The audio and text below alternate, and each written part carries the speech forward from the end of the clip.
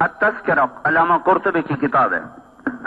ایک شخص اس میں واقعہ لکھا ہے. ایک شخص صبح آیا, دکان کھولی, اپنا ترازو توڑ دیا. برابر کے دکاندار نے پوچھا ترازو کیوں توڑا ہے؟ کہنے لگے بھائی ہمارا پڑوسی آج مر رہا تھا اور ہم اس کو کلمہ پڑھنے کی تلقین کر رہے تھے, اور وہ کہہ رہا تھا مجھ سے کلمہ نہیں پڑھا جا رہا. ہم نے پوچھا کیوں نہیں پڑھا جا رہا؟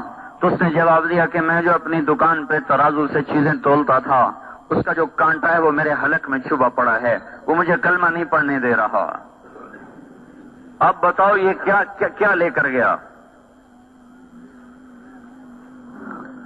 اور یہ ہمارے علاقے میں جنک فیکٹریاں ہیں, تو وہ فیکٹریوں والے وہ خاص آدمی ہوتے ہیں جو ہماری کپاس تولتے ہیں, ان کو مہارت ہوتی ہے کانٹے میں غلطی کرنے کی, تو وہ من و من کپاس اڑا کے چلے جاتے ہیں.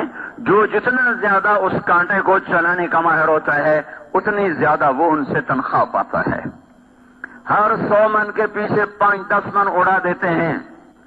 میں کہتا ہوں وہ ہماری ساری ہی اڑا دیں, لیکن مرتے ہوئے کلمہ چھن گیا تو کیا لے کر گئے؟ اولاد کے لیے سنگ مرمر کے گھر کھڑے کر دیے, لیکن مرتے ہوئے کلمے سے خالی گئے تو کیا لے کر گئے؟ ساری زندگی عیش و آرام سے گزری, لیکن مرتے ہوئے کلمہ نکل گیا ہاتھ سے تو کیا گیا؟ کیا لے کر جا رہے ہیں؟ بھائیو اللہ کے واسطے اللہ کی طرف رجوع کرو, اس کے سامنے آنا ہے, اس سے ڈر کے چلیں.